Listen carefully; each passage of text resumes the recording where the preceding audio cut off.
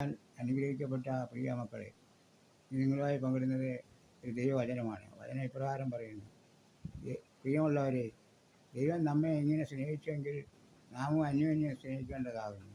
1 യോഹന്നാൻ 4-ാം അധ്യായം 11-ാം വചനം. ഈ വചനം നിങ്ങൾക്ക് അനുഗ്രഹമായി തീരുമെന്ന് പ്രത്യാശിക്കുന്നു.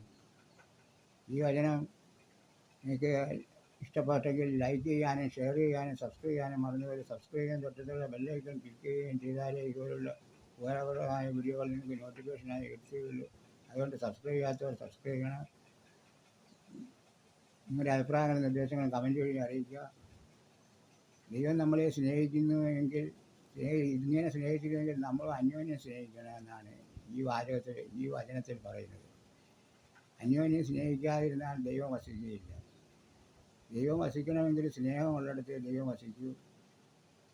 ദൈവമുള്ളിടത്ത് സ്നേഹമുണ്ട്, സ്നേഹമുള്ളിടത്ത് ദൈവമുണ്ട്. ദൈവസാന്നിധ്യം ഇല്ലെങ്കിൽ ദുഃഖവും ദുരിതവും കഷ്ടപ്പാടുകളും നിറഞ്ഞ ഒരു ജീവിതമായിരിക്കും. ദൈവത്തിൻ്റെ സാന്നിധ്യം വേണോ, ആ ഭവനത്തിൽ സ്നേഹം ഉണ്ടായിരിക്കും. സ്നേഹമില്ലാത്ത ഭവനം സാത്താൻ്റെ അടിമയായിത്തീരും. സാത്താൻ്റെ ബന്ധനത്തിൽ കിടന്ന് ഉഴലും. അതുകൊണ്ട് തമ്മിൽ അയൽക്കാരോടായാലും ബന്ധുക്കളോടായാലും സ്വന്തക്കാരോടായാലും സഹോദരങ്ങളോട് തമ്മിലായാലും ആരുമായിട്ടും പരിപൂർണ സ്നേഹത്തോടുകൂടി കഴിയണം.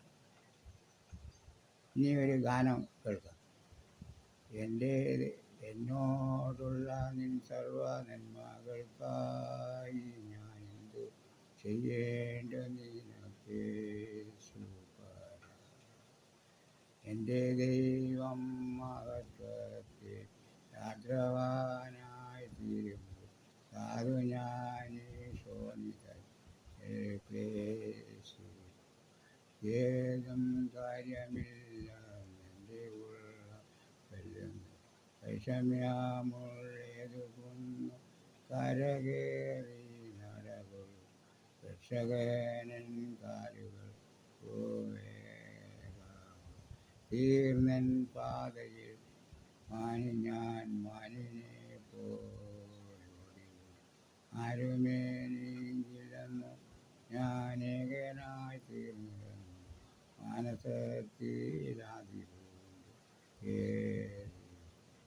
എൻ്റെ നിത്യ സ്നേഹിതൻ ദൈവദൂത സംഗമം ഇപ്പോഴവർ ദൈവമോ ദുഃഖിതനായി ഓടിപ്പോ ഞാൻ മരുഭൂവിൽ കിടന്നാണ് എന്നെ ഓർത്തു ദൈവദൂതർ വന്നു ഏറ്റവും സ്നേഹച്ചൂടോ അപ്പവുമായി വന്നു. ഈ വീഡിയോ നിങ്ങൾക്ക് ഇഷ്ടമായെങ്കിൽ ലൈക്ക് ചെയ്യാനും ഷെയർ ചെയ്യാനും സബ്സ്ക്രൈബ് ചെയ്യാനും മറന്നുപോലെ. എല്ലാവർക്കും നന്ദി, നമസ്കാരം.